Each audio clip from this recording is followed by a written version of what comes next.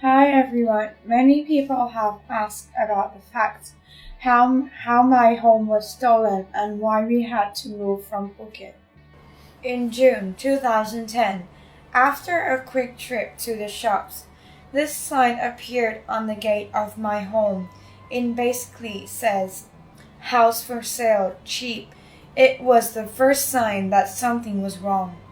Why was my home for sale? Who was selling it? What was going on? It is a complicated story, so in this video, we will just talk about the events up to the court cases, how and why the house was stolen. My story begins in 2003, when 2 bits of land were bought to build my family a home to grow up in. They were bought by the company my dad invests in because he is a foreigner and can't buy in his own name. Thousands of foreigners have houses in Phuket, on leases, in business, and other ways too. It is just not unusual. Dad had plans designed and had a Thai builder construct this lovely house with 5 floors that was to be home for us all. The house was built on land title number 677, which has address number 23/7, and the garden was built on land plot number 678, which has address number 23/3. I also want you to notice the funny square letter V in Dad's real signature. I will talk more about that later. Here are all the land title of 677 and 678. There were 2 directors in the company, my dad who invests the money and another director who we will call Director 2. Director 2 is Dara's mom, but she moved out to 2006, but she still looked after us, taking us to school and stuff. In 2007, Director 2 did something terrible. She was already borrowing money, and the moneylenders arranged for some forged company minutes to be handed to her to sign. She had said it already contained a forged signature of my dad as the director of the company when she added her signature. The minutes are all wrong anyway and supposedly written at address 23/1. I don't know where that is, but it is not our house, which is address 23/7. Confusing, isn't it? And Director 2 did not write these minutes, as I am sure she would not know how. Not the curly V in the forged signature compared to my dad's square V in the real one.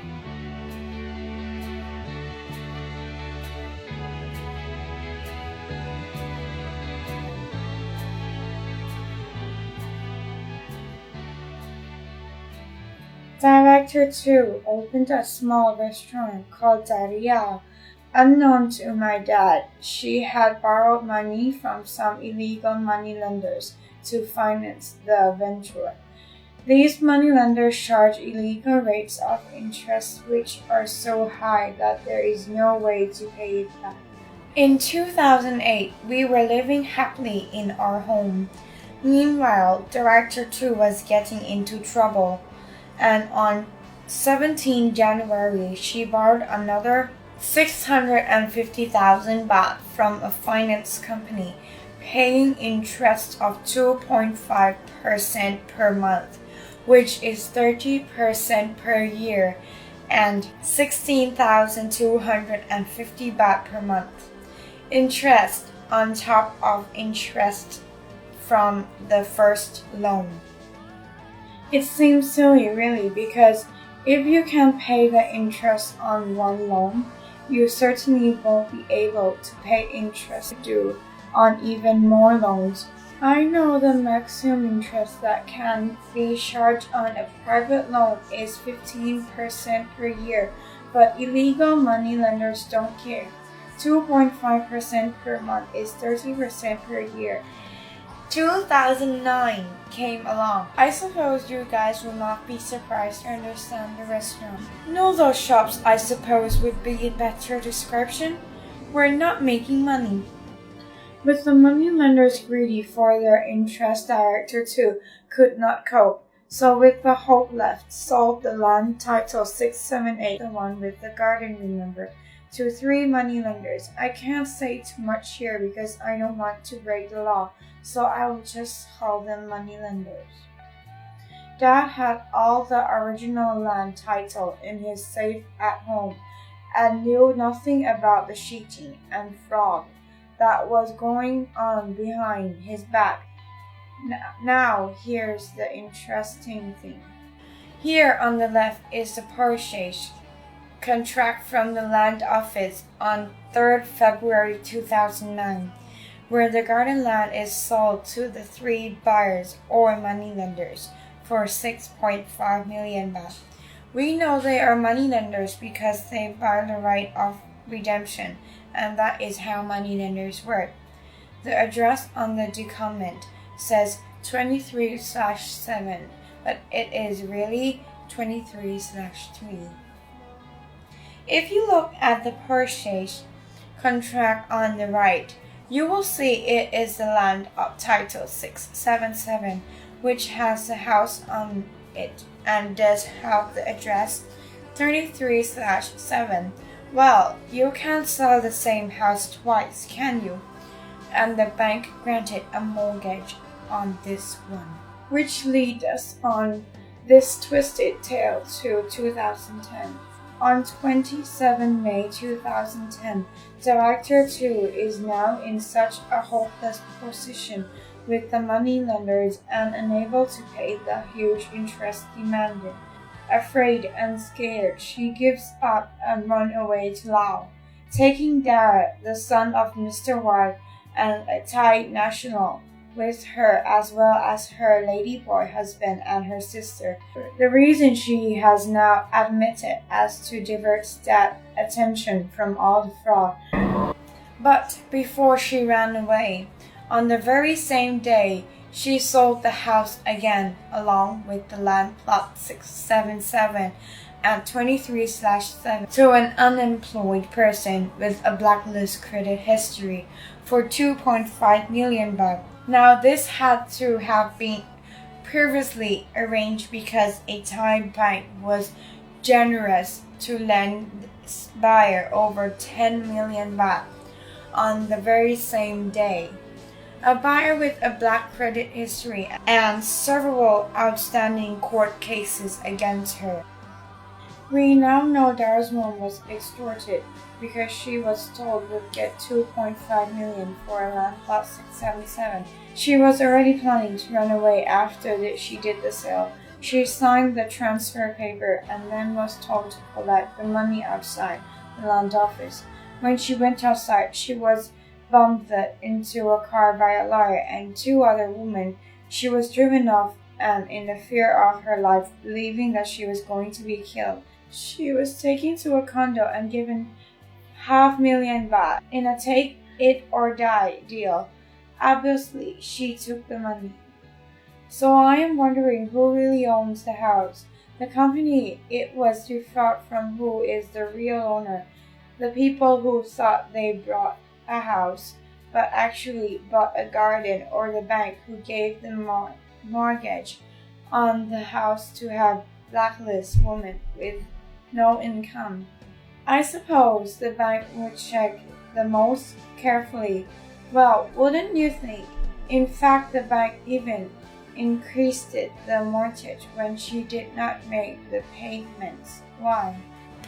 If you look at the purchase contract, which is on the left here, you can see the title number 677, the prices of 2.5 million baht, and the date. If you look at the document on the right, which is the mortgage document we got from the land office, you can see the land title and then the date. The same date as the purchase contract, or highlighted along with the mortgage amount of 10,140,000 baht. Going back to the purchase of land 677, with the house for 2.5 million baht and the same day 10 million baht mortgage. We don't know quite how the bank made its decision to lend more than 10 million baht to a person with no credit history and no real income, who also had 2 court judgments against her from 2 other banks and 3 pending court cases. It's a bit of a mystery. The other mystery is how a bank lends 4 times the purchase price of a house the very same day it is bought. We asked this question when we met the senior bank officials in Bangkok. Their explanation was that Thai people often underdeclare the purchase price through the avoid tax.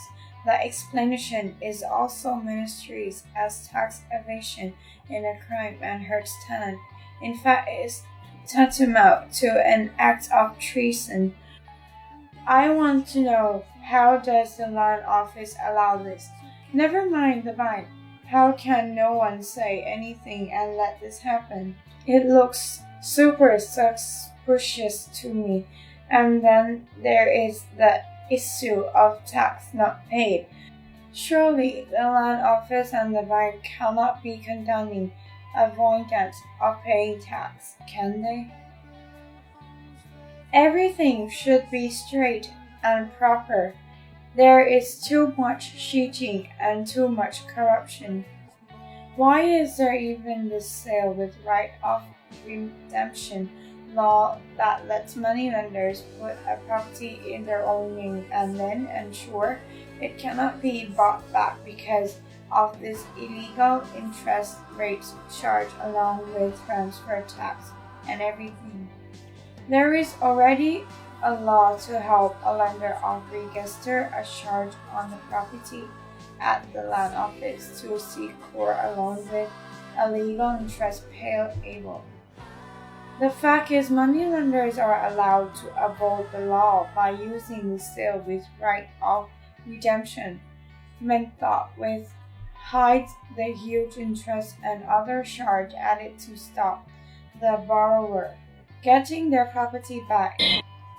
Obviously, borrowing money in 30% per year or more interest will just create a spiral of debt from which poor people cannot escape.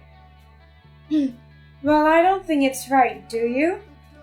If you agree, please like this video for me. Director 2 was sued of possession of the house that does not exist on land 678 by the people who bought the land title. That is the beginning of the next stage of the story. Even the Irish embassy refused to help my dad when he contacted them in October 2010. In desperation, he was told not to bother them about the matter and not to ring them further. Unbelievable, but true. We will do another video about all that. Don't forget to help with a share or a like, please.